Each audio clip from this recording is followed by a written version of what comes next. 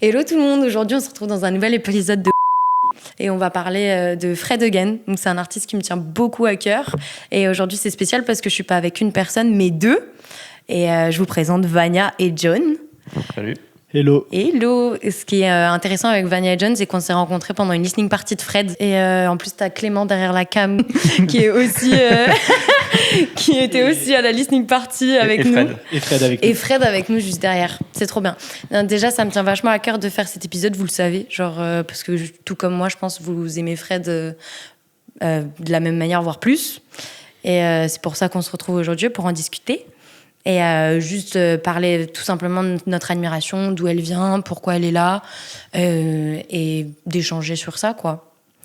Donc, ma première question, c'était est-ce que vous vous souvenez la première fois que vous avez découvert Fred, comment ça se passe, quelles pensées vous avez à ce moment-là?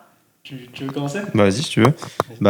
Alors, moi, je pense le premier morceau que j'ai écouté de Fred, c'était Julia. Je sais plus ce que c'est après Deep Diving, que j'ai découvert dans en gros, les playlists de Spotify Discovery Weekly. Et ça m'avait vachement étonné. J'avais jamais entendu un truc pareil, la petite voix au début qui commence, qui est vachement attachante et on sent la proximité de cette façon-là. Et à l'époque, je connaissais pas du tout Fred. Je crois que c'était en 2021, un truc comme ça. C'était au tout début. Et j'avais juste écouté le morceau.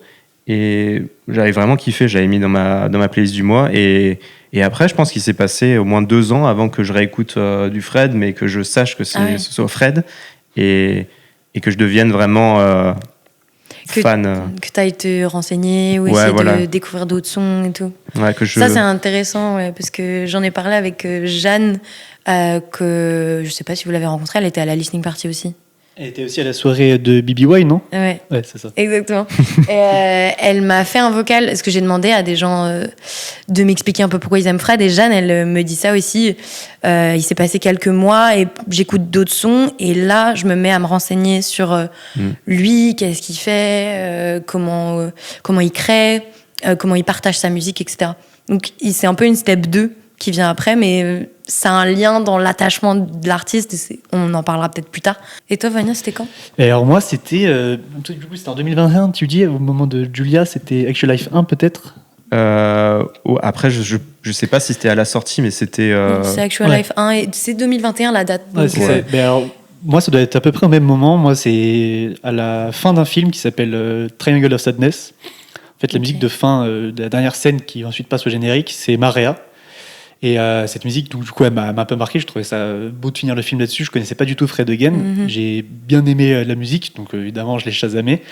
Mais je suis par contre pas allé plus loin. Donc pareil, en fait, ça c'était ma première expérience avec Fred Again. J'ai bien aimé la musique. Je fais du coup, j'ai pas retenu le nom du tout. Hein. J'ai écouté la musique et je suis pas allé plus loin. Et ça a duré. Du coup, je sais plus quand est-ce que c'était le film, mais sûrement en 2021 que j'ai dû le voir. Et ensuite, il s'est passé plusieurs mois. Et c'était été 2022 où un pote est venu chez moi et il est arrivé avec un CFMX. Aujourd'hui, je te montre ça. Et du coup, il m'a montré la Boiler Room et là, en fait, c'était une explosion de saveurs, quoi. Et là, je fais attends, mais là, en plus, il joue même pas Marea, mais il me dit là, c'est Fred Again. Et je fais attends, Fred Again.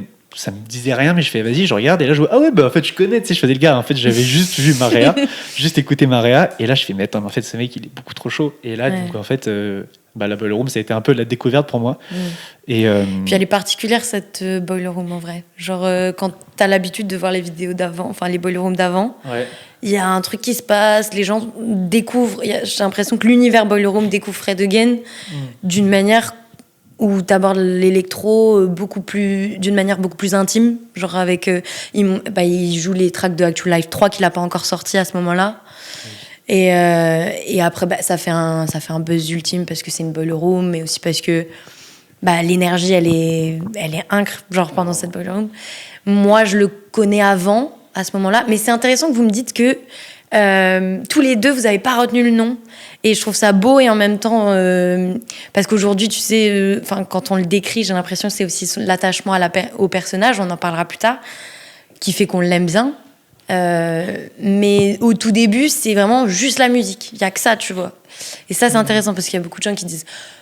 Moi, qui me parlent de Fred Again en mode, ouais, mais tu le connais pas, tu vois. Donc, il y a cette relation parasociale qui se crée, mais au final, je m'en fous. Après, le personnage, si tu laisses de côté le personnage, moi, je le kiffe pour sa musique, en fait. Genre, il me fait voyager, il me fait vivre des souvenirs de... Enfin, j'ai l'impression de revoir toute ma vie devant moi quand j'écoute un son, tu vois. Genre, quand les gens ils disent que tu revois toute ta vie avant de mourir, moi, c'est pas avant de mourir, c'est pas quand j'écoute Fred Again. Et typiquement, moi, par contre, j'ai plus eu un déclic dès le début, mais c'est un pote à moi, pareil, qui me le fait découvrir, genre 2021, comme vous. Actual Life venait de sortir il y a quelques mois. Et c'est Nils, coucou Nils, il va se reconnaître, et qui me le fait écouter. On travaillait ensemble, c'est un de mes meilleurs amis aujourd'hui. Et enfin, c'est les collègues en général, mais c'est surtout lui qui a une culture musicale monstrueuse qui me fait écouter ça. Et je suis là, mais c'est quoi ça? Genre l'explosion dans ma tête. Et j'ai continué à vraiment... J'ai pas vraiment lâché le morceau, j'ai vraiment regardé tout le truc, un peu toute sa discographie. Et je suis tombée love de Fred à ce moment-là, je pense. Est-ce que vous pensez que ça a influencé la manière dont vous avez écouté d'autres choses après, enfin, quand vous êtes devenu fan? Est-ce que ça a influencé votre consommation musicale, ce que tu recherches dans l'électro, enfin, en général, de ce que tu écoutes? Pour commencer, moi je dirais que ouais, Fred Again, il m'a un petit peu... En fait, il a amené un vent nouveau dans l'électro pour moi. C'est-à-dire qu'avant, moi j'écoutais en fait un peu de tout évidemment, mais principalement aussi du rap américain, un peu de trap, mais aussi de l'électro, mais surtout l'électro ancien en fait, des musiques voilà, plus, je sais pas, qui par exemple, c'est pas vraiment la même chose, mais on aurait plus Soulwax, des trucs un peu plus datés, et j'écoutais ça avec plaisir, hein, mais en écoutant Fred Again, ça m'a ouvert la porte vers d'autres artistes aussi, plus récents, et je pense que moi, c'est plus Fred Again, mais qui a apporté ça avec lui, en fait. C'est-à-dire que il a un peu ouvert la porte aussi à d'autres artistes, et moi aussi, ça m'a un peu fait découvrir plus de musique récente. Et en effet, ouais, du coup, je pense que ça a pas mal impacté ma manière d'écouter de la musique, en tout cas sur les 3 dernières années, ça c'est sûr. Ouais. Au niveau de la sensibilité, peut-être aussi de ce que tu allais écouter quand tu analyses un truc, quand tu écoutes quelque chose, ça te fait peut-être pas la même chose, enfin, tu cherches... Moi, j'ai l'impression, en fait, que je recherche un truc instinctivement, cette connexion, cette intimité, ou enfin, en tout cas, je sais que je vais écouter du Fred Again quand je recherche un peu ça. Mais instinctivement, parfois, quand j'écoute d'autres choses qui y ressemblent, comme, je sais pas, Swimming Pool, on a déjà beaucoup parlé. En fait, tu recherches un truc peut-être que tu vas pas, enfin, que tu vas ressentir, mais différemment. Mais du coup, quand j'écoute le même genre, ouais, je vais... après, c'est large, hein, quand je dis genre... Enfin, je recherche toujours ça. Moi, j'ai toujours ce petit truc, tiens, est-ce que ça ressemble ou est-ce que ça ressemble pas? Est-ce que je ressens la même chose ou pas, tu vois? Mais moi, pour le coup, juste pour rebondir avec ce que tu viens de dire là, c'est vrai que moi, c'est un peu ça aussi au niveau du ressenti. C'est-à-dire qu'il y a quand même quelque chose d'assez unique dans l'écoute de la musique de Fred Again. Il y a en effet une émotion qu'on recherche ailleurs aussi, mais que quand on écoute Fred Again, c'est un type d'émotion. On est un peu dans une bulle et c'est des émotions nouvelles, uniques. Et du coup, peut-être que c'est ça qui m'a aussi facilité l'ouverture de la porte vers d'autres artistes. C'est essayer de rechercher un peu ce que Fred m'a apporté vers des nouveaux artistes. Et toi, John? Moi, j'avais plutôt une base, on va dire, rock, punk, ce style-là. Mais j'aurais pas dit ça, tu vois. C'est vrai. Si je suis très judgmental et très préjugée. Écoute, c'était ma base, c'était au début, on va dire, quand je me suis vraiment commencé à intéresser à la musique, collège, lycée, c'était les 60s, Hendrix, Led Zepp. Après, d'un côté c'était ça, et de l'autre côté c'était avec les potes, c'était plutôt le punk, pop-punk, Green Day, de fou. Blink-182. Tu sais, j'étais pareil. Mon père, il m'a fait... Je t'en ai parlé que mon père avait un bar concert et tout. C'était rock à mort chez moi, et le Green Day, je l'ai tellement saigné. Donc c'était ça, mais progressivement, j'ai commencé au lycée, je commençais à écouter un peu plus de hip-hop UK, US. Du rap, mais plutôt mélodieux, du Mac Miller, un peu plus récent, du Logic, des choses aussi du Lupe Fiasco, qui est un des albums qu'il avait sorti dans les années 80, je crois. Mais du coup, moi, c'était ça. Mais je pense que c'est à peu près autour du 2020, le Covid, où j'avais déjà commencé un peu à écouter tout ce qui est rock mix avec de l'électro, genre Moderate. J'adore Radiohead. Ça mêle un peu les deux. Du Massive Attack, enfin ce genre d'artistes. Et donc mon oreille s'était un petit peu plus acclimatée à tout ce qui est l'électro, mais c'était loin de ce que fait Fred et de ce style-là. Du coup, je crois que je me souviens, donc peut-être c'était le deuxième confinement, j'étais rentré chez mes parents et j'avais demandé à mon père qu'il me fasse une petite playlist un peu de l'électro, mais pas forcément les trucs un peu trop niche qu'il avait l'habitude de me faire écouter pour me dire ouais vas-y écoute ça, alors que mon oreille n'était pas du tout habituée, donc j'aimais pas du tout, donc me faire écouter genre du Burial. J'étais déjà dans le process à écouter un peu de Overmono, un peu de Christian Loeffler, donc c'était déjà un peu le style, mais pas tant. Mais après en fait à partir de je pense 2022-2023, quand j'ai vraiment accroché à Fred, genre des artistes comme aussi Godford, qui est un peu similaire à Swing Paul. Je l'ai vu au Pitchfork, c'était trop bien. Ouais, voilà, qui s'apparente un peu au style Fred, très avec des voix, ce que je trouve qui est assez unique, c'est le mélange du coup de sons électroniques, de voix un peu parlées, mais en même temps après des voix un peu chantées, et après un BPM qui peut s'accélérer, et cette combinaison fait quelque chose et après tout le monde a voulu un petit peu se jeter sur cette formule. C'est vrai. Parce que je t'ai peut-être coupé. Non, vas-y, continue. Non, ça m'a intriguée à la fin quand tu me parles de ça, parce que moi, je pense qu'une des choses aussi où j'aime beaucoup Fred Again, après, j'écoute beaucoup de choses différentes, pas de tout, mais beaucoup de choses, et dont de la pop. Donc, du coup, je suis vachement attachée à la voix. Et dans l'électro, enfin, là, on est plus sur garage, UK garage, mais parfois, ça me manque. Genre, après, quand je vais en soirée, je peux écouter des sets sans, il n'y a pas de souci, et genre, je kiffe ma vie. Mais je suis vachement attachée à comment tu murges ces deux instruments, parce que la voix est un instrument. Et du coup, je suis attachée à ce qui est chanté, parfois aux lyrics, parfois non. Mais du coup, c'est ce que j'ai aimé chez Fred, c'est que je sentais l'émotion des deux et cette fusion totale entre le parler, comme tu dis, avec ses samples pas forcément tout le temps chantés. Ouais. Et après qu'il en fait quelque chose de très mélodieux. Donc du coup, c'est vraiment l'approche de la voix où j'ai l'impression qu'il travaille autour, sans même avoir fait commencer son track tout de suite, mais il est vachement, il l'avait déjà dit, mais qu'il est vachement inspiré de moments et qu'il en fait une musique. Donc du coup, quand t'imagines le sample surtout Play That Shit Fred, qui est un peu devenu sa signature, ou genre oui, quand il dit This guy is giving me life, tu vois ce sample là et il est avec un mec qui taffe dans la salle de concert, il me semble. Tout ça, tous ces petits moments fait que j'ai l'impression qu'il construit autour, et c'est ce que j'aime de fou en fait, cette construction, comme si la voix et le moment c'était l'intérieur du cadre, et que lui il construisait juste le cadre, tu vois. Ouais, mais tu vois, je trouve que je suis d'accord avec toi que la voix ajoute énormément, parce que on divague un petit peu, mais si on prend le Tiny Desk, Me Heavy, quand il commence à jouer le piano, ça te prend et ça te lâche pas. Ça te lâche pas. Mais après, quand il commence à chanter par-dessus, là, c'est le moment où tu bascules, et ça devient quelque chose d'incroyable, quoi. Niveau proximité, niveau les émotions que ça te fait ressentir. Et dans tous ces sons, c'est ça.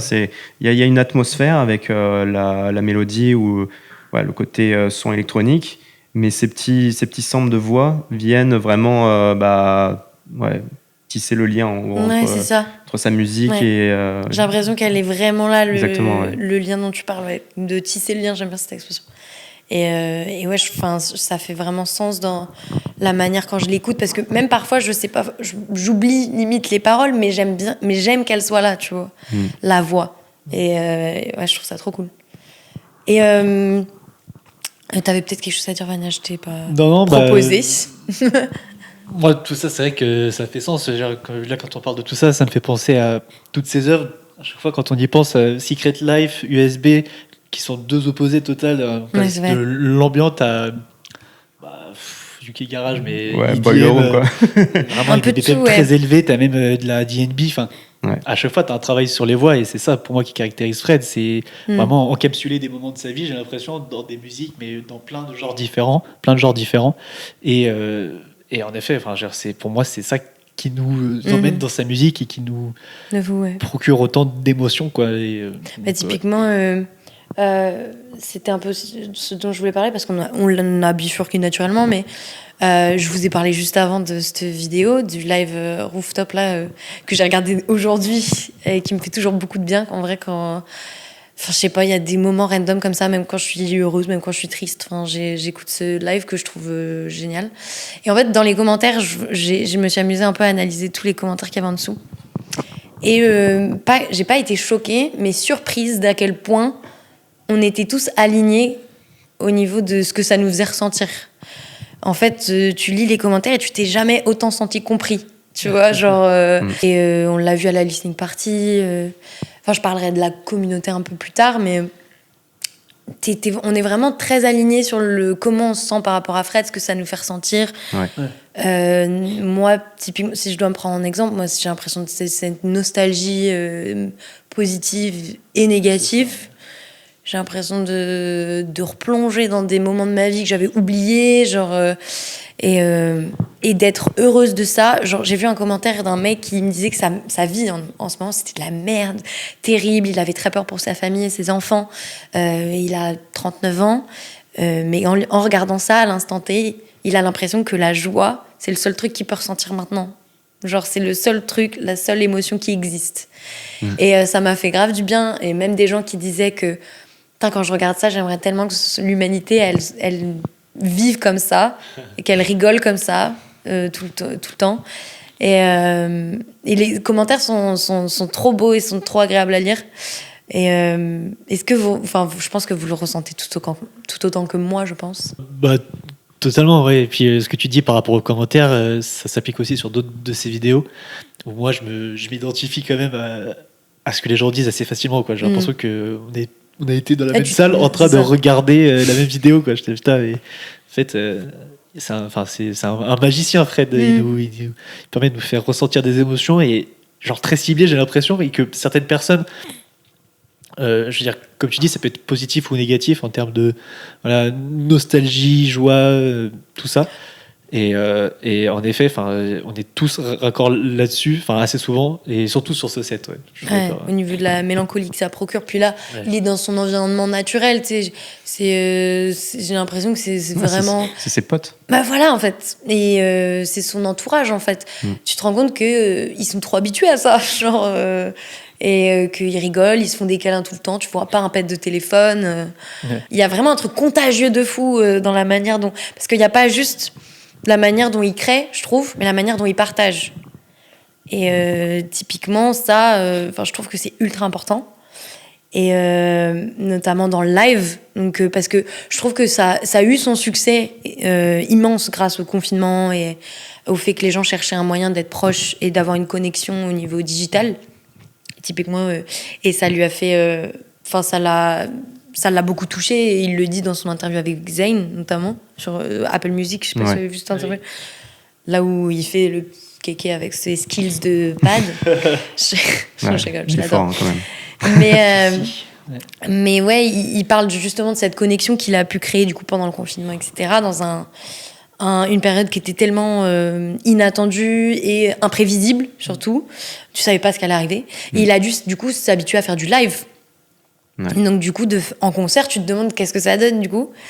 Et en vrai, moi, j'étais choquée. Je m'attendais pas à ça. Et je m'attendais pas à ce que ça me fasse le même effet, et voire encore plus que quand j'écoutais sa musique. Donc, du coup, c'est vous l'avez vu déjà en concert, il me semble. Oui. Ok. C'était quand? Je pense qu'on a fait à peu près les mêmes. Je l'avais vu au Zénith. Ouais, pareil, je l'ai vu au Zénith. La première fois au Zénith. Ok. Première fois au Zénith et deuxième fois à Rock en Seine. Ouais, pareil, Rock en Seine cet cette année, été, 2024. Yes. Trop bien. Et du coup, c'était quoi première impression? Ouais. Du coup, moi, à l'époque, j'avais pas énormément de potes qui le connaissaient ou qui étaient fans. Et moi, c'était l'année, en gros, où j'étais vraiment devenu un fan, mais de malade. Et en fait, cette année-là, il m'avait vachement aidé. Et je trouve, juste pour revenir à ce qu'on disait avec les émotions, je trouve que sa musique vraiment nous débride en termes d'émotions. Genre, tout ce qu'on a à l'intérieur, ça sort. Genre, c'est une catharsis de fou. Voilà, que ce soit joie, tristesse, mélancolie, n'importe quoi, ça sort. Et du coup, j'étais devenu vraiment à fond Fred. Et j'avais 2 places. Et au final, aucun des potes pouvait venir. Du coup, j'y suis allé tout seul. Et franchement, en fait, j'ai vécu le truc comme si j'étais avec 10 potes. Tellement c'était, j'étais dans le moment. J'ai jamais vu le Zénith dans un état pareil. Incroyable, avec toutes les visuels qu'il met, les lumières. Mais c'est surtout la foule qui était à fond dedans, qui sautait comme j'ai jamais vu au Zénith.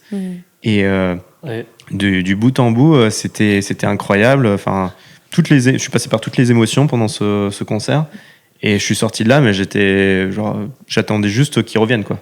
C'était tellement fou, quoi. Et clairement, j'étais pareil comme toi au Zénith. J'étais avec, du coup, c'est un de mes potes, mon pote qui m'a fait découvrir Fred Again via la Boiler Room. Ouais. On est allé au Zénith, du coup. Et c'est vrai que ça devient vraiment soirée d'appart, mais avec plein de monde. T'avais l'impression d'être pote avec tout le monde, quoi. Et moi, le gars, en fait, je le connaissais pas plus que ça, parce que pour le coup, comme j'avais dit, c'était Marea que j'avais écouté, mais du coup, au final, maintenant, je me rends compte que c'était vraiment au moins 1 an avant que je vois la Boiler Room. Et quand du coup, il m'a montré la Boiler Room en juillet-août 2023, donc l'année dernière, alors. Ou 2022, je sais plus en fait. Je sais plus, ouais. C'était il y a 1 an ou c'était il y a 2 ans le Zénith? Non, Zénith c'était septembre 2023, ouais. Ouais, donc c'est ça. Donc ça fait 1 an. Ouais. T'as l'impression que c'est cette année aussi, moi aussi. Ouais. Mais donc du coup, Zénith 2023, septembre 2023, nous on avait pris nos places, mais en file d'attente en juillet-août.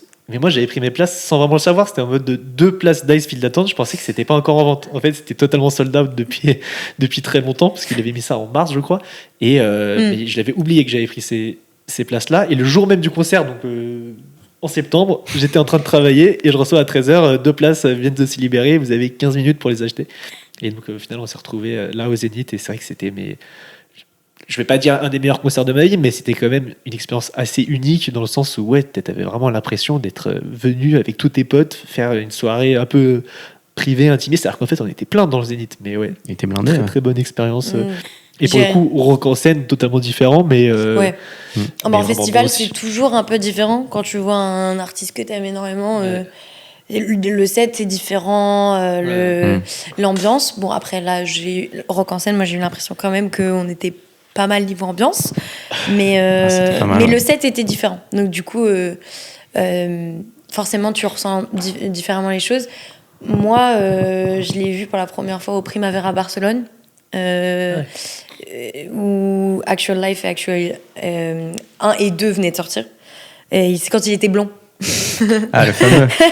Cette période-là. Ça, c'est une époque, moi j'aurais bien aimé le voir à ce moment-là.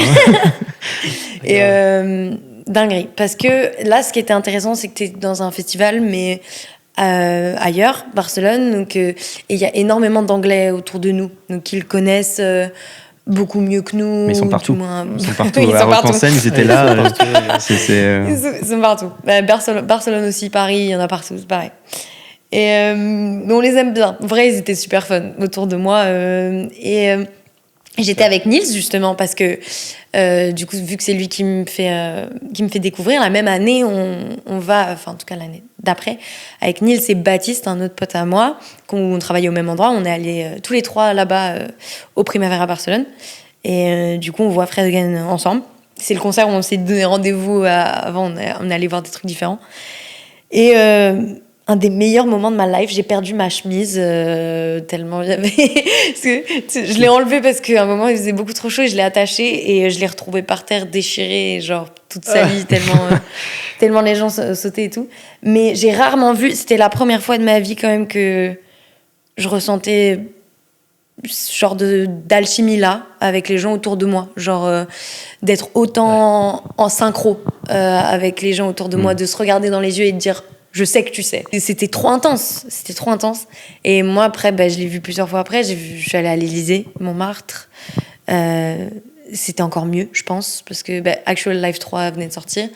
Et le I've Been Lost de Angie était genre, je crois, mon top titre de ce concert-là. C'était une dinguerie. Bon, après, forcément, t'as Delilah qui arrive et genre...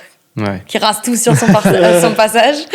C'est rare d'avoir autant de joie autour de toi, quoi. Ça t'intoxique, ça intoxique les gens, etc. Enfin bref. Mais du coup, le setup là, Élysée-Montmartre, c'est quand même une petite salle par rapport au Zénith, etc. Mais putain, ça devait être incroyable, non? Ouais, parce que tu sais que Intimiste et encore la salle est très en longueur, ouais. Mais elle est quand même belle. Et le plafond est quand même très beau. Et en fait, tu sais ce qu'il a fait au milieu du set, c'est pour faire les sons les plus hard, genre Turn Out the Lights, Jungle, like, machin. Il a traversé la foule, à pied. Genre vraiment, enfin... c'est typique. Hein. Comme au Zénith, quoi. Au milieu. Zénith, il est passé dans la foule. Oui. Ok, ouais. j'étais trop loin. Il passe dans la J'étais foule. trop loin. Puis il avait son... Comme il avait au un Zénith, set au milieu. exactement comme au Zénith, sauf que oui. Là, au Zénith, il était sur une sorte de plateforme quand même, enfin genre beaucoup plus large. Ouais. T'as moins l'opportunité d'être proche. Là, il était à la console, à côté des techniciens. Ah oui, genre. vraiment. Ah ouais. Vous vous rappelez de cette vidéo où il fait du pad à la console ouais, et que l'autre mec il est obligé de tenir la console pour pas qu'elle explose, genre. Fou, ouais. Et là, il était à la console, genre derrière. Putain. Un tout petit peu surélevé, mais du coup, il était super proche, quoi. Et après, pareil, j'ai vu à Rock en scène et Zénith, et voilà, donc 4 fois, ça fait beaucoup pas quand mal, même. hein. C'est pas mal. Beaucoup, mais pas assez. Ouais. Exactement. En vrai, t'en veux encore tout le temps. Enfin, après, moi, c'est tellement addictif. Moi, j'ai un truc totalement addictif vis-à-vis de lui, c'est fou. Mais voilà, juste typiquement le live, je pense que c'est ce qui l'a fait rebondir. Enfin, l'a fait rebondir, il n'y avait pas besoin d'un rebond, mais dans le sens où ça a eu ce succès-là, je crois que le live joue énormément dans sa manière d'approcher l'instrument, le fait que... C'est parce qu'on oublie souvent, c'est un pianiste, quoi. Genre, il avait envie de faire du live, quoi, de pas faire juste... parce qu'il y a beaucoup de gens qui disent que c'est... Enfin, qui le connaissent peut-être pas assez pour dire que c'est un musicien, mais qui souvent, c'est un DJ dans la tête des gens, de certaines personnes, tu vois. Et je suis là, non, alors, il joue plusieurs laisse-moi instruments. t'expliquer. Et c'est ça que j'ai aimé dans son live. Là encore, tu le vois tester des instruments. Vous l'avez vu taper sur sa guitare, là, genre, dans sa story. Sur ce post récent, là, c'est trop bon, ça. J'adore. Mais voilà, typiquement, je trouve qu'il y a une connexion totale dans son live et je trouve ça exceptionnel.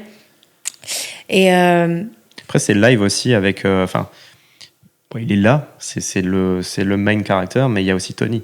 Et Tony, la complicité avec Tony est incroyable. Exactement. C'est deux... Enfin, il le dit à chaque fois, c'est « my bro ». Tony, my bro. Ouais, tu sens vraiment que c'est des potos de longue date, et tu l'imagines. Et en plus, là, maintenant, du coup, dans ma tête, je ne l'imagine pas avec quelqu'un d'autre sur scène, tu vois. Impossible. Genre, il l'a tellement bien montré, mis en avant. Il y a cette alchimie du duo. Tu connais son nom quand tu sors de Fred Hogan. C'est ça qui est aussi très cool. Ouais. Il parle beaucoup. Enfin, en tout cas, il essaie vraiment d'avoir cette connexion. Et il en parlait pour le Coliseum. Là, tu vois, parce que 17 000 personnes, je crois, Coliseum à Los Angeles. Ouais, c'était... Le stade. Je vais pas dire le nombre, mais moi, j'ai regardé, je crois que c'était ça. Et je crois que sa directrice de création, elle parlait du fait de garder la connexion avec les gens. Mais exercice super difficile dans un stade, tu sais. Ouais. Et du coup, on l'a vu tout à l'heure il a sorti les 2 vidéos là où ils ont dû du coup le faire dans les gradins pour essayer d'être proche du public. Ils ont construit cette énorme plateforme pour qu'ils puissent marcher de scène en scène. Enfin, il y a un vrai travail autour de l'intimité que je trouve super et qu'il utilise beaucoup dans la manière dont il communique en fait. Rien que l'idée d'avoir en plus des samples, les vidéos qui vont avec. Genre c'est comme si en fait à chaque fois il avait les guests toujours avec lui. Et c'est ça aussi qui ajoute un cachet au live entre les images, à chaque fois avec les couleurs qui correspondent aux différents albums, et les lumières qui vont avec, et lui qui est juste à fond dedans.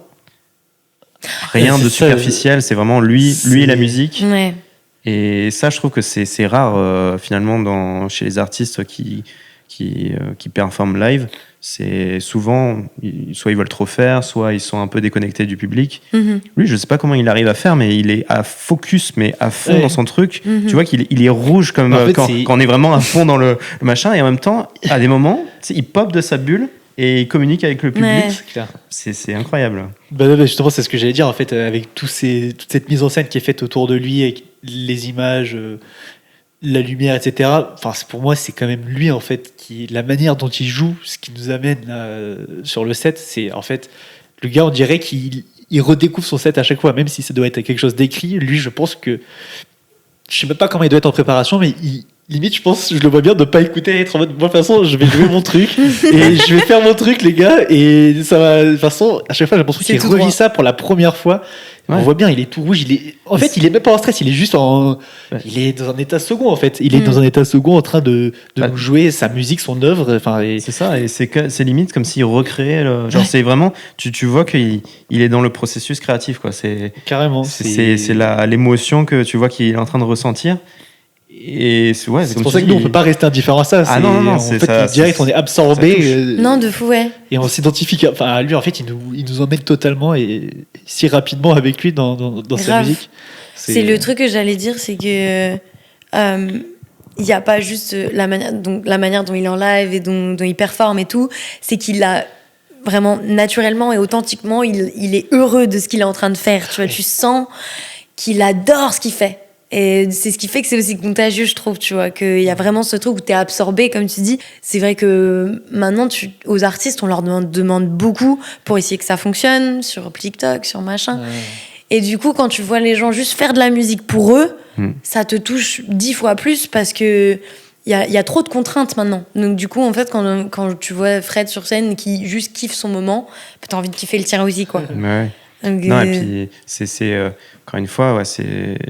Lui, enfin, à la base, c'est pour lui qu'il le fait, le premier album.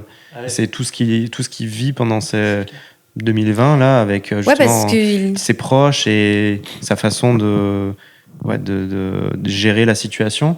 Et c'est en extériorisant avec la musique, ça lui permet d'aller de l'avant. Et il l'avait dit, je sais plus quand, il vit en fait à chaque fois qu'il performe ces morceaux qui correspondent à des périodes différentes. En fait, il les vit, mais avec une perspective différente à chaque fois. Et c'est jamais quelque chose, par exemple, qui peut ressasser des mauvais souvenirs. Non, c'est juste une appréciation de ce souvenir et de cet événement qui a dû se passer, mais avec une nouvelle vision. Et c'est pour ça, je trouve que c'est vraiment le côté, c'est une partie de lui-même quoi, qui est là et qui, quand même, il s'expose énormément. C'est vachement fort ce qu'il nous partage. Et je pense que c'est aussi pour ça que on est vachement touché parce qu'on s'associe vachement avec ces sons. Et on parlait des commentaires, mais combien de personnes ont dit c'est grâce à ça, je me suis vu dans ce morceau et ça m'a permis d'avancer. Ou ça m'a permis de célébrer un peu la vie d'un proche qui venait de perdre, ou peu importe, mais c'est grâce à ça qu'il y a aussi ce côté lien avec l'audience. Il y a un énorme boost d'optimisme et d'espoir qui dégage. Il y a une énergie, une aura, qui est inexplicable. Il y a des gens qui ont ce genre d'aura. C'est comme le charisme, tu vois, ça s'explique pas, les gens, ils l'ont. je dirais pas que c'est du charisme chez Fred, mais il y a vraiment, enfin, il a quelque chose de contagieux, de beau à regarder et d'espoir, comme tu dis, d'optimisme. Et je trouve que les gens, moi, je sais que j'en fais partie. J'ai perdu ma maman quand j'étais plus jeune et ces souvenirs-là, je les chéris davantage en écoutant Fred, parce que justement, cette notion du temps dont tu parles, genre Actual Life, il l'a dit, c'est un journal intime, il a dit qu'il a fait ça pendant le confinement et tout. Et à un moment où le temps, justement, devenait lourd et important de chérir les moments, parce qu'il y a des gens qui, il le dit, que sa compagne à ce moment-là tombe malade, etc. Et il le dit aussi dans son interview avec Zayn, genre il a cette notion obsédante du temps, de la timeline, ce storytelling, et il le dit, de prendre les moments les plus fragiles et tout petits, et de les allonger, de les étirer au maximum pour en ressortir le plus de beauté possible. Et j'ai trouvé cette métaphore trop belle. Il parle de l'effet papillon et tout, mais cette métaphore, d'essayer vraiment d'étirer ce moment qui dure 0,01 seconde, limite, tu vois, et de l'étirer. Le côté éphémère du... Ouais, et ça que je trouve extrêmement inspirant aussi. Il y a vraiment d'apprécier vraiment l'époque, enfin le moment présent, ce que tu as vécu avant et ce que tu vivras plus tard. Aussi, il y a un truc j'ai hâte du après quand t'écoutes Fred aussi, tu vois. Et même, enfin, c'est fort quand il arrive à passer d'un morceau type Maria, où c'est la joie pure, tout le monde s'ambiance, après il va te faire un Kyle, I Find You, et là t'es en pleurs, et il y a, je sais pas, il arrive à faire une fluidité, la transition. Il y a une ligne directrice quand même. Ouais, c'est pour ça que ces projets, là, Actual Life, ils sont incroyables, parce que c'est comme ça, c'est du beurre. Enfin, tu coupes dedans comme dans du beurre un peu, tu vois. Ouais. Mais je trouve, mais c'est vrai que cette dimension d'authenticité, elle est vraiment réelle chez Fred. C'est ça qui apporte en fait beaucoup de choses à sa musique. C'est que, en plus de voir sa personne à travers ce qu'il fait, nous, on s'identifie tellement facilement et ça nous permet de passer au travers de plein d'étapes dans notre vie, notamment. Enfin, moi, ça m'a aidé aussi personnellement. Et ça, c'est vraiment, en fait, une dimension qui est indissociable pour moi. Et comme tu dis aussi, le temps, en fait, moi, il y a quelque chose que je trouve, c'est un avis personnel, mais tu vois, entre Actual Life 1, 2 et 3, donc évidemment, il y a une notion de temps qui progresse parce que c'est 3 années différentes de sa vie, enfin, en tout cas étalées sur 2 ou 3 ans. Je trouve que quand même, dans la musique, il y a une progression qui est quand même assez remarquable, en fait, entre les 3 albums, où on est quand même sur quelque chose de plus sensible, de plus fragile sur Actual Life 1. De vulnérabilité. Voilà, vulnérabilité. Et qu'au fur et à mesure qu'on avance vers Actual Life 2, puis 3, il y a un gain d'assurance et surtout d'acceptation, de passer à autre chose, que ce soit à travers une séparation ou la perte de quelqu'un. On voit aussi avec Actual Life 3, c'est quand même des morceaux qui sont beaucoup plus explosifs en termes musicalement, et je trouve que la notion de temps dynamique, se rattache, et de authenticité se rattache énormément à cet artiste, et voilà, de fou. Et quand il pense, ça match tellement bien l'état d'esprit dans lequel il était. Enfin, il l'a déjà dit, mais en vrai, du coup, en ayant vu un peu les étapes, comment il grandit et comment il a géré un peu tout ce succès et comment ça a grossi, parce que du coup, maintenant, je sais que moi, j'ai pu voir du coup comment ça pop-up, tu vois, de malade. Mais du coup, tu l'as vu, on l'a vu, et comme tu as dit, il s'expose beaucoup. Donc en fait, on a vu cette évolution tellement drastique en direct live parce qu'il en parlait beaucoup. Et pas que ça le mettait mal à l'aise, parce que j'ai l'impression qu'il était plutôt... Bon, après, je le connais pas. Donc, encore une fois, j'insiste là-dessus, avant que les gens m'attaquent sur le fait que on peut croire plein de choses sur les réseaux. Genre, bien sûr que c'est peut-être un personnage, mais j'ai envie de croire que non. Et c'est mon problème. Voilà. Mais... Ouais, tout simplement de ce qu'on voit, en tout cas, et de la manière dont il nous parlait sur les réseaux, etc. Quand je dis nous, il y a à sa fanbase, tu vois, du moins. Tu sentais qu'il était vachement reconnaissant, qu'il aimait vraiment beaucoup parler, discuter avec des gens qu'il rencontrait, etc. Et encore, il y a quelques jours, je crois que c'était la semaine dernière, il fait cette story où il dit qu'il travaillait au pub, comme il fait tout le temps. Il a été accosté par plusieurs groupes de personnes qui m'ont raconté plein d'histoires super belles. Il dit nan. Et vous sachez que ces moments, ils sont toujours un peu bizarres parce qu'on me reconnaît et qu'on me parle de tous ces moments intimes et c'est super beau. Mais sachez que c'est exactement pour ça que quand vous partez, ensuite, après m'avoir raconté ça, ça me donne encore envie de bosser en fait jusqu'à pas d'heure et que c'est exactement pour ça que je fais de la musique, quoi. Et je me rappelle de cette story. J'ai même envoyé un message ce jour-là en réponse à la story. Ouais. Je me rappelle très bien. Ouais. J'ai screen moi parce que j'étais en mode bon, Kiki, t'es trop mignon. Mais vraiment, en tout cas en termes de témoignages et de comment il s'exprime et qu'est-ce qu'il doit dire à sa fanbase, je trouve qu'il est très transparent, c'est clair et il y a quelque chose de vachement rassurant chez nous. Enfin, on est à l'aise.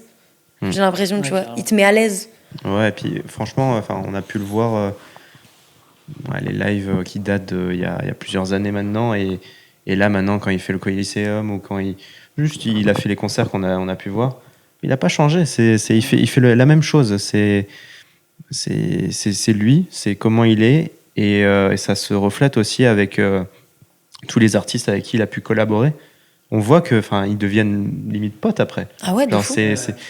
Ça peut pas être créé comme ça de toutes pièces, quoi. C'est juste quelqu'un qui est vachement je pense généreux dans le comment il est avec les gens. En termes de relationnel, il doit être toujours vraiment super vrai, genre pas de bullshit, quoi. C'est possible qu'il ait vraiment besoin de ça, tu vois, je pense que pour faire de la c'est musique. nécessaire pour lui. Ouais.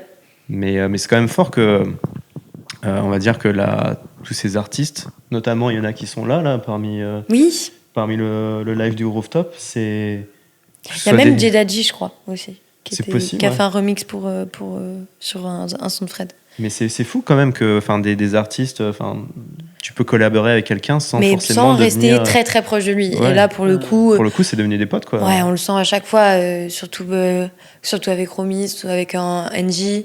Ouais. C'est vraiment une amitié, tu le vois, quoi. Ouais. C'est pas un truc que tu fakes, genre. C'est ça qui est hyper intéressant. Et vous vous rappelez de la listening party qu'il a fait à vélo à Hyde Park? Oui. Ouais, ça m'a fait penser à ça, direct, de l'humain, tu sais, proche des gens. Enfin, en tout cas, de se sentir à l'aise autour de lui.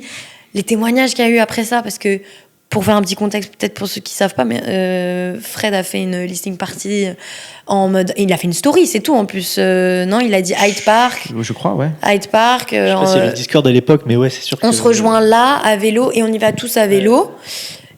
Et ça a bloqué tellement de routes. Waouh, ça a bloqué tellement de circulation, genre c'était nimp. Parce qu'ils s'attendaient pas à ce qu'il y ait autant de gens. Et ils étaient tous à vélo, électrique ou chacun, voilà. Et ils sont tous retrouvés à Hyde Park avec des grosses enceintes pour foot Actuel Live 3. Du coup, dans le parc. Et qui fait ça, tu vois? C'est comme la listening party à Paris cette année. Enfin, c'est nimp.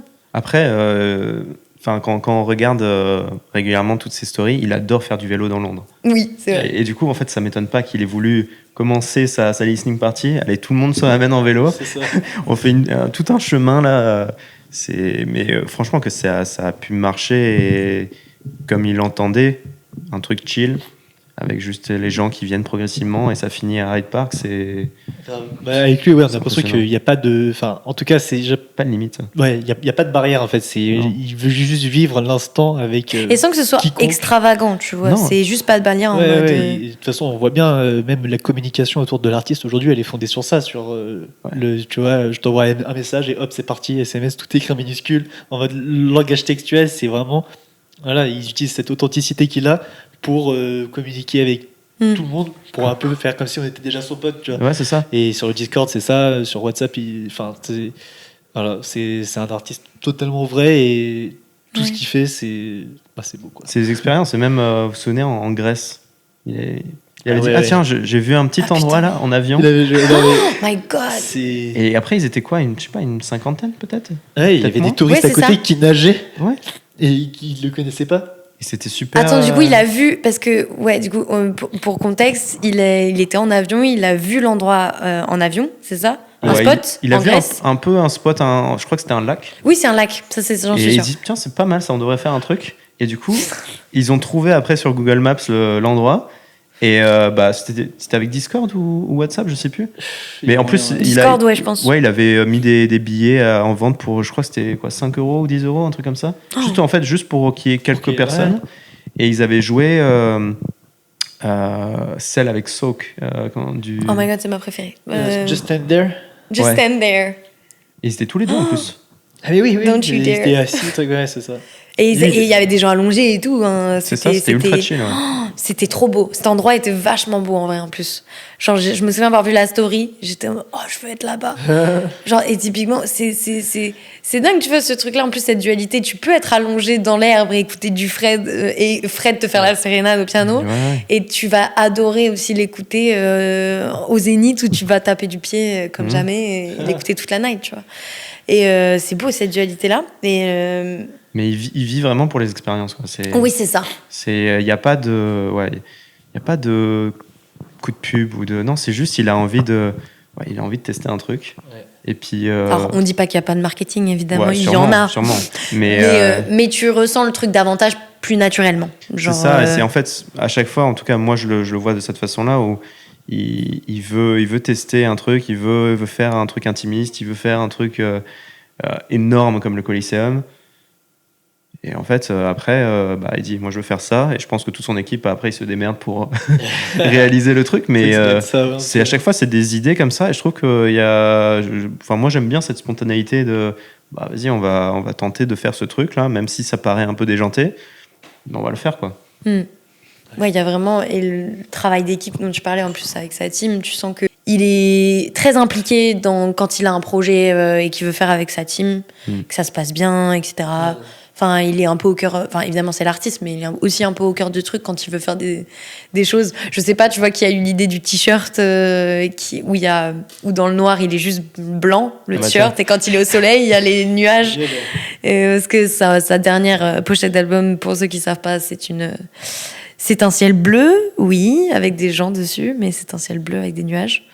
Et du coup, le t-shirt, quand t'es au soleil, c'est un ciel bleu avec des nuages. C'est superbe. Ouais. Mais tu vois, c'est du marketing, mais au final, je sais pas si c'est lui qui a eu l'idée, mais je trouve ça trop cool aussi, quoi. Tu l'as commandé, non? Ouais, j'en ai acheté un, et il est aux États-Unis encore, il arrive là, il est bien au chaud. Je suis morte. Il t'a coûté combien? Pote, il a coûté $80 le t-shirt. Ouais. Et les frais de livraison, ça va? Mais justement, c'est pour ça que je l'ai fait livrer chez un pote aux États-Unis. C'était quand même beaucoup moins cher avec les frais de douane et frais de livraison. Ah oui, donc du coup, il est déjà arrivé, mais chez un pote aux States. Qui va me le ramener là en janvier. D'accord, trop bien. Mais ouais, c'est vrai que je sais plus ce que je voulais dire. C'est pas grave. Mais oui, non, justement, parce que tu disais le marketing et son équipe, en fait, Fred Again, ouais, mais il les met quand même beaucoup en avant, les personnes avec qui il travaille. C'est ça que je dis. Sa DA, son photographe, tout ça, en fait, c'est... Ouais, tout le monde connaît. Moi, son photographe, je suis allée le follow parce que j'ai trouvé ça trop bien ce qu'il faisait et que je voyais son nom beaucoup, quoi. Non, pas Fred. Tony, ouais. C'est vraiment l'équipe et comme tu dis, ouais, tu vois, je parlais plus du reste aussi. Tu vois, beaucoup sa tour manager, je crois, aussi dans les stories, mais je sais plus comment elle s'appelle. Mais... Ils sont 3-4, non? T'as 4. La directrice de... Ça, t'as Lucie, Théo, Fred... Lucie. Théo, c'est Tony. C'est le photographe Théo, ouais. Théo, ouais. Ouais, c'est toujours l'équipe de 4. J'adore. Mais ça, pour moi, c'est un des critères pourquoi je continue à le suivre et pourquoi je continue à m'informer, pourquoi j'aime en tout cas connaître ce qui se passe sur lui et tout, tu vois. Ouais. Ce côté aussi, je trouve un peu raw, il y a pas de... Il aime bien aussi quand c'est des trucs faits maison, quoi. Ouais, c'est ça. Dans sa musique, des textures, un peu de bruit de fond, voilà. J'aime bien ça. Juste ce live, quoi, aussi, quoi. Avec les gobelins de carton à côté. Et pareil aussi dans les dernières vidéos, justement, j'ai encore oublié le nom avec Soak, là, du morceau. Mais Just Stand There. Où ils sont tous les deux. Le nom de la musique, c'est Soak, hein. Ouais, c'est ça. Et puis ils filment et genre, c'est simple, mais c'est trop cool, quoi. Ce plan où tu vois même que Soak elle est là, elle commence à chanter, et puis il y a des coupures dans les plans, etc. Mais c'est tellement fluide. C'est vrai que là, maintenant que tu dis ça, il faut quand même pas oublier un truc, c'est que Actual Life 1, 2, 3, et du coup, si j'ai pas de bêtises, 10, le nom de chaque musique, c'est des prénoms, en fait. C'est des personnes avec qui il a partagé des moments, et du coup, il a fait des micro-histoires. Ouais. Et C'est un des trucs que j'ai le plus apprécié quand j'écoute pour la première fois, je crois aussi. C'est le nom des personnes. Parce qu'au début, je me demande, ok, bon, qu'est-ce que ça veut dire? Tu vois, t'es intrigué parce qu'il y a des dates aussi. Ouais, on n'a jamais vu ça. Ouais, voilà, t'as le nom et entre parenthèses, t'as le nom du son en soi. Donc du coup, il met même en avant la personne beaucoup plus, comme on parlait de la voix qui est mise en avant. Il met en avant davantage la personne que le titre, en fait, typiquement, de son track. Ce qui est génial, je trouve ça génial. Du coup, t'appelles un son Julia parce que c'est Julia Michaels qui chante. Et t'es en mode... Julia, enfin et ça a été pour la trilogie l'entièreté du truc, mais je trouve ça très beau encore pour prouver que t'as l'humain qui est au centre de tout, quoi, tout le temps. Ouais, puis ça se rajoute au personnage, quoi. Ça va dans le sens. Ten aussi, il y a quand même un truc, cette timeline, ce truc d'obsession sur le temps. Tu vois, c'est 10 jours de sa vie. Le dernier album, 10 Days, et 10 jours de sa vie qui ont été importants pour lui, quoi. Genre, toujours. Puis la proximité encore, parce que c'est avant tout l'histoire d'une personne. C'est la personne qui est... C'est l'intime, tu vois. Voilà. Il y a vraiment une intimité.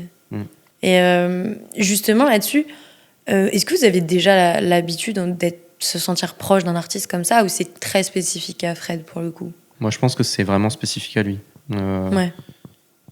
Même de façon générale, même peu importe les genres de musique, et ce qui m'a fait vivre, je l'ai pas vécu avec un autre artiste, j'ai l'impression. Moi, je suis d'accord avec ça, et je pense qu'en fait, même là, on est avec ce que tu dis et ce qu'on a dit là depuis tout à l'heure sur Fred, on est au-delà d'être fan de Fred. En fait, on vit quelque chose, on continue, c'est comme si on entretenait une relation avec lui, et donc. Mais ce truc de parasocial, voilà, tout ce qui l'englobe, donc sa musique et la communauté. Voilà, toutes les personnes qui sont dans cette salle, on s'est rencontrés grâce à Fred. Ça nous a impacté, vraiment, notre vie a été impactée, quoi.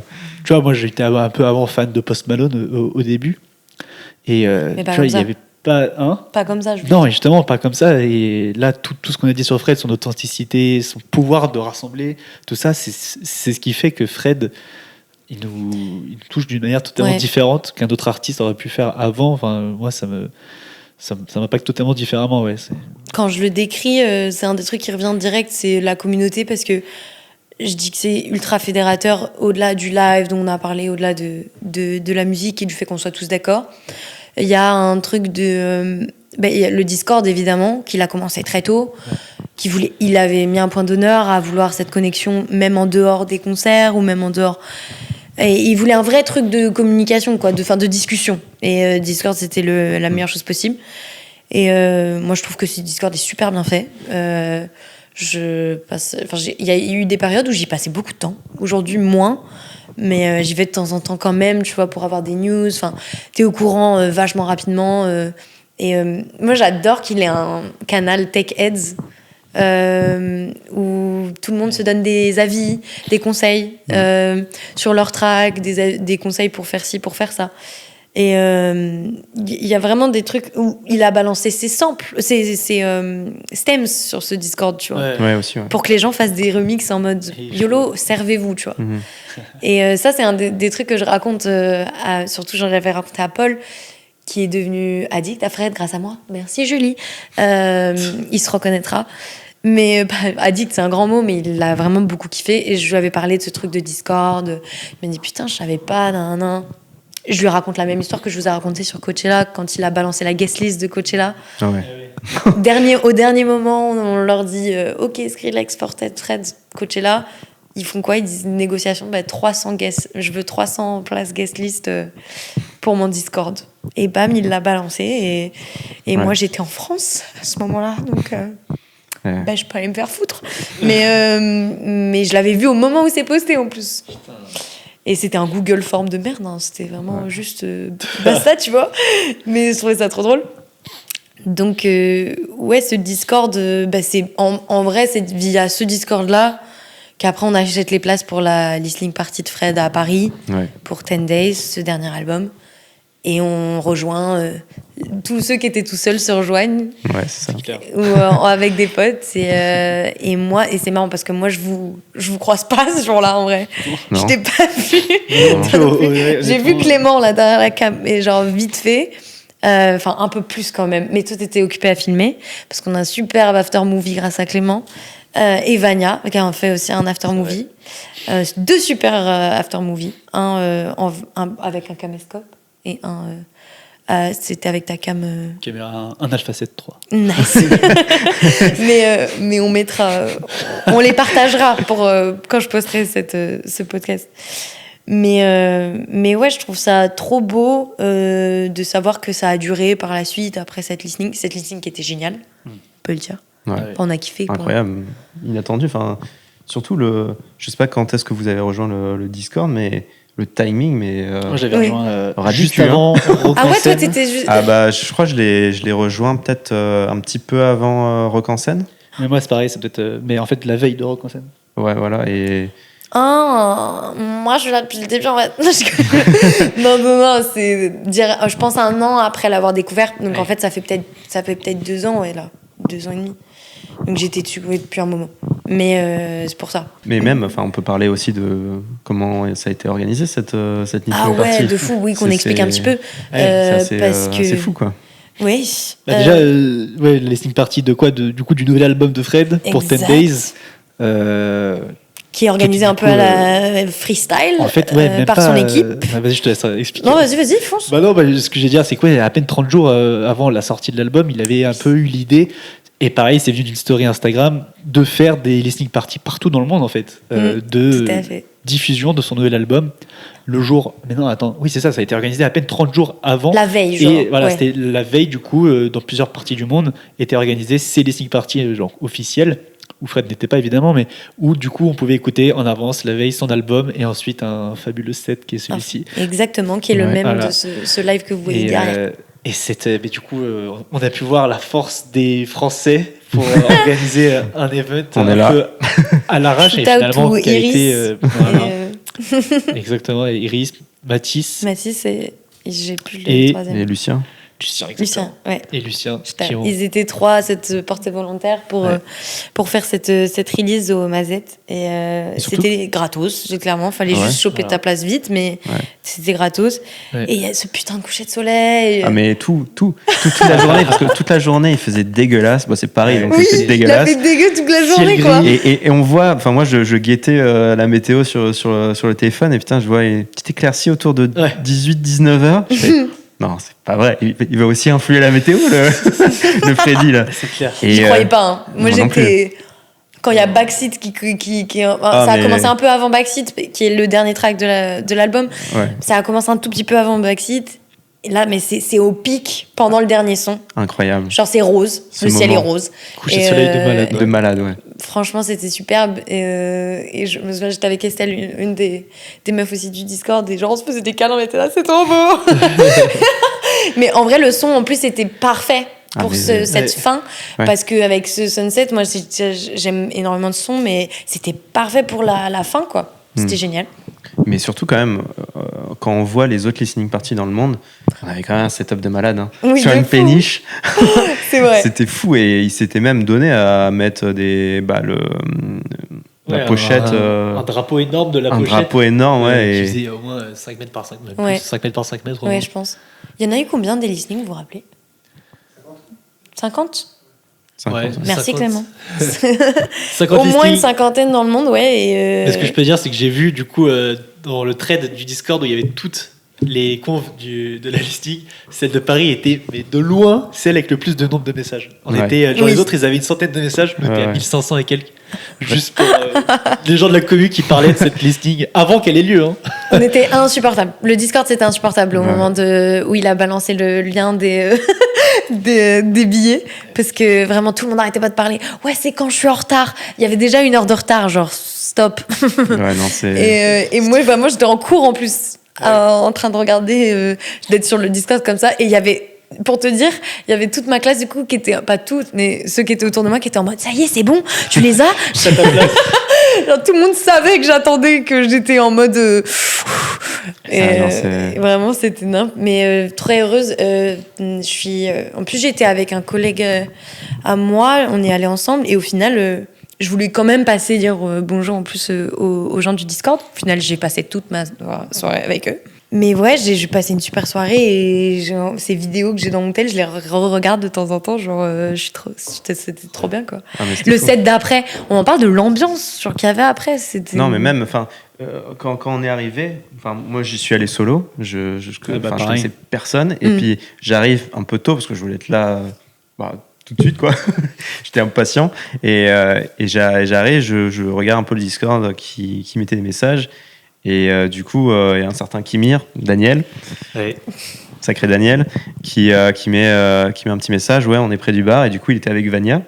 Et du coup, je me suis rapproché d'eux. On a fait connaissance. Exact. Et là, c'était le début d'une sacrée soirée. Et pour continuer l'histoire, Kimir, je ne le connaissais pas non plus. Je l'ai rencontré, donc première personne que je rencontre en arrivant à la listening. Et c'est quelqu'un que j'avais vu déjà. Juste son pseudo sur le Discord défiler, notamment à Rock en scène en fait. À Rock en scène, on avait essayé, mais c'était compliqué parce qu'il y avait beaucoup de monde, de se retrouver avant que Fred Again passe, donc après Jungle, pour se retrouver un peu avec des gens de la commu, quoi. Donc on a essayé, on n'a pas réussi. Moi j'étais tout devant, donc un peu difficile de quitter ma place. On n'a pas pu, mais j'ai vu Kimir parler, et donc j'arrive, la listening party, première personne que je vois, je fais.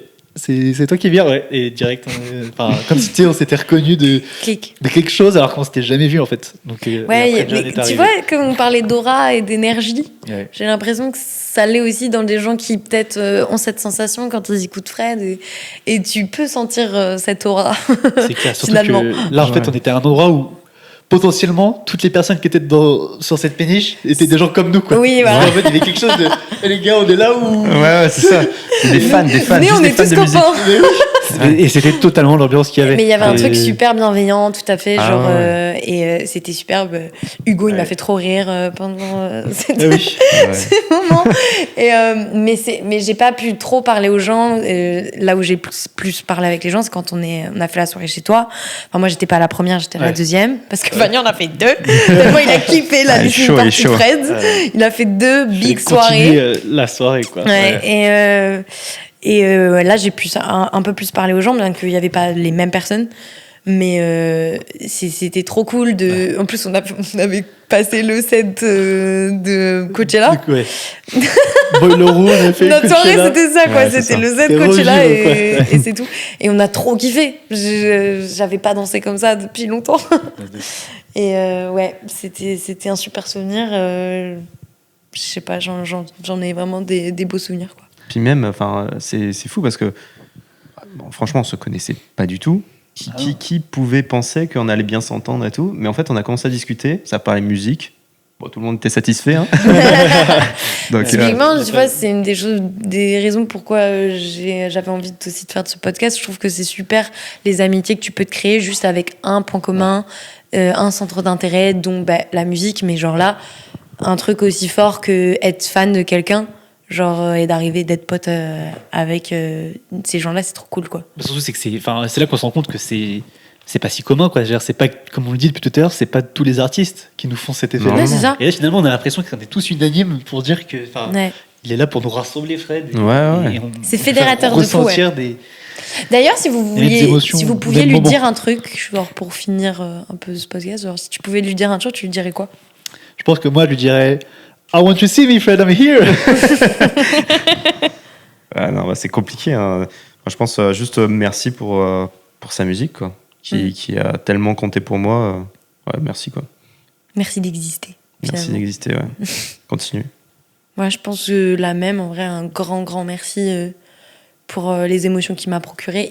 Je pense qu'il m'a fait m'apprendre. Il m'a fait m'apprendre à me connaître mieux, émotionnellement parlant. Peut-être bizarre à dire, mais j'ai l'impression que j'ai beaucoup plus à disséquer mes émotions quand je l'écoutais, et donc peut-être de m'écouter plus, de me comprendre plus et tout, et de chérir davantage peut-être même le temps, puisqu'on parle de ça aussi, mais il est très très à fond là-dessus, et le moment présent, et donc chérir davantage le moment présent. Donc il m'a appris davantage, tu vois, à kiffer ça, à être conscient de ça et de mes émotions et tout, c'est ok d'être vulnérable, c'est ok de le partager et tout, on se ressent tous ça et tout. Donc gros merci de fou. Merci d'exister, Fred. Merci. C'est grand homme. Et merci à vous du coup d'avoir fait cet épisode avec moi. C'était trop bien. Avec plaisir. J'ai trop kiffé. Merci, merci pour l'invite. Et c'est une longue amitié qui commence, j'espère, du coup, grâce à Fred. Forcément. Ouais. Merci Clément aussi. On t'aime. Cœur. Il est là, il est présent. Et ben du coup, je vais vous laisser ici. Merci d'avoir écouté et d'avoir regardé. Et peut-être à la semaine prochaine pour un nouvel épisode. Let's go! Yeah! 1h12. 1h12. Parfait.